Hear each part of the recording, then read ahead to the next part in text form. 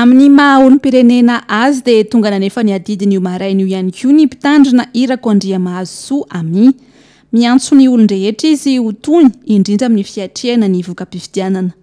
Zavatra iray tena naovana antso izao manao hoe raha mpivavaka ianao dia mivavaka, fa mivavaka manova zavatra. Izay ny anankiray voalohany. Fa zao koa anefa rehefa mivavaka ianao mitony hoe mivavaka mba mialary amin'ny ratsy fanao. Fa tsy mivavaka atao moa ilay adalàna atao ihany. Dia izay mahasimba an'ilay firenena. Manjary fiatsaram-belatsihy zany ilay vavaka. Ny zavatra fahatelo satria andro fifidianana androany raha ao anatin'ilay lisitra ianao mandehana mifidy. Tena mandehana mihitsy mifidy. Tena raisy mihitsy hoe adidy masina nefa ahafahanao mandeha mifidy. Fa izy manaiky rebereben'ny zavatra hafa na sakana zavatra hafa raha ohatra afaka mifidy ara-dalàna ianao. Dia manaraka rehefa mandeha mifidy ianao aza manao vato fotsy. Ny kandida roa ihany ny fidiana tsy misy kandida fahatelo hoe vato fotsy zany akory. Fa dia mifidiana ianao. Dia manaraka dia mba harovo koa anefa ny vokatra ny safidinao. Harovo ny fahamarinana izao fidiana izao. Misy zavatra azontsika tsirairay avy atao foana amin'izay ho an'ny antsika. Dia ataovy izay azonao atao ohatra. Rehefa mandray an'ilay bulletin tokana ianao mba avy ateo mba misy soniana kotokoa ohatra ve.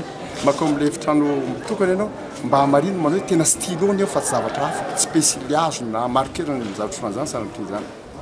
Dia ohatran'izany koa rehefa manao sonia ianao dia mba teny eo amin'ny anaranao na saina manao sonia ianao fa tsy any amin'ny olona hafa. Misy anjara koa foana zany azoko atao. Misy zavatra tsy azoko atao fa izay azoko atao dia atao. Ary indrindra zavatra manaraka manao hoe dia ataovy izay rehetra azonao atao ary ny amin'izay tsy azonao atao matoka n'Andriamanitra anao azy. Miantso ihany koa ny tenany ho an'ireo kandida roa-tonta mba hanaiky izay vokatra lany eo ary miantso ny olon-drehetra ihany koa hanaiky izany.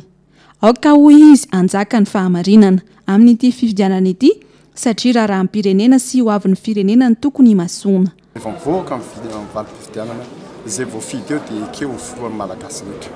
Ekeo ny filohan'ny malagasy rehetra. Andriamanitra ny hita azy amin'ny asa tsara rehetra hataona ny firenena ity.